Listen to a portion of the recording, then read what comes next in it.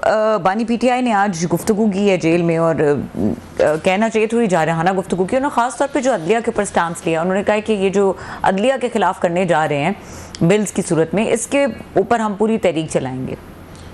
मसला खान साहब कह तो देते हैं तहरीक चलाएंगे, लेकिन बंदे नहीं आ रहे। जो बात आज हनीफ भाई साहब ने टांट्स किए हैं उनको हाउस में, खान साहब तो कई दफ़ा ये कॉल्स भी दे चुके हैं, अलीमा खान साहब भी दे चुके हैं, उनकी पार्टी के लोग भी दे चुके हैं, जुम्मे के दिन फलाने दिन खान साहब ने तो कई दफ़ा ये कॉल्स दी हैं।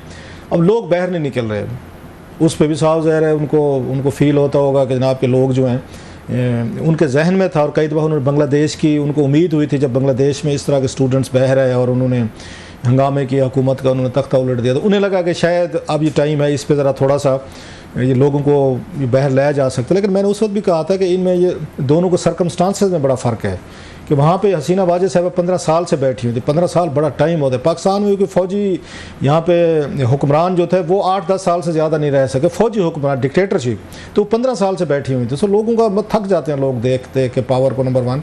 दूसरा, वहाँ पे उन्होंने कोई मेरे ख्याल 12-14 अपने अपोजिशन लीडरों को फांसियाँ दी थी, वेरी प्रोमिनेंट, जमात इस्लामी के भी थे और खालिदा ज़िया साहबा की पार्टी के भी थे।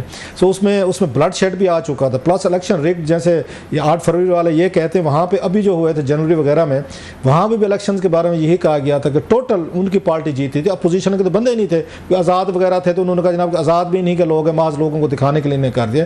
प्लस वहाँ ह्यूमन राइट्स अब्यूजेस थी, इंडिया के खिलाफ बहुत बड़ा एक रिएक्शन आ रहा था कि जनाब कि वो शायद हमें वो कर रहे हैं, वहाँ से बैठे चला रहे हैं। सो वहाँ बहुत सारे फैक्टर्स है। प्लस वो 300 स्टूडेंट्स बेचारा जो है, 300 सरकारी फिगर आ रहे हैं जो वहाँ पे जिन्होंने जाने दी हैं और वो अपना ब्लड दिया था, जिसकी वजह से हंगामे हुए सारी चीज़ें। तो खान साहब को जो आज उन्होंने हनीफ भाई साहब ने कहा है कि आप लोग तो बाहर नहीं निकलते, खून देना पड़ता है, लहू देना पड़ता है। अब कौन लहू दे और क्यों दे? अगर असल बात तो है हर किसी को अपनी जान प्यारी है।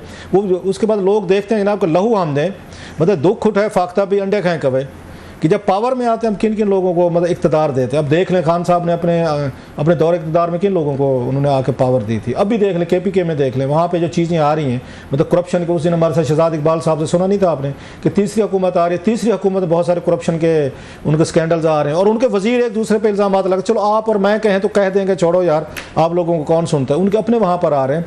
सो खान साहब के लिए इस वक्त कोई वो नहीं आ रहा, कोई बंदा बाहर निकलने को साइडली मैं कहूँगा वो तैयार नहीं है। और मैंने हमेशा ये बात की है कि खान साहब ये जहन में मत रखें उन्हें गुरीले चाहिए। ये पढ़े लिखे लोग हैं जो उनके फॉलोअर्स हैं, समझदार लोग हैं, अच्छे घरों के बच्चे हैं या बच्चियाँ हैं। आप उनको एक सेफ उनको मुस्तकबिल दें। उनको आपने मुसलसल 2014 से सड़कों पर रखा हुआ है, बंदे थक जाते हैं, फटीक आ जाए, लोगों के घर तबाह हो गए, लोग घर छोड़ गए हैं, मतलब है उनकी फैमिलीज तबाह हो गई, कारोबार तबाह हो गए, अंडरग्राउंड चले गए हैं। यही कर करके धरने दे रहे हैं, लॉन्ग मार्च कर लड़ाई कर रहे हैं, डांग सोटा। बहरहाल एनीवे उनका है एक, वो कहते हैं इसके बगैर इनकलाब नहीं आता। ठीक है जी।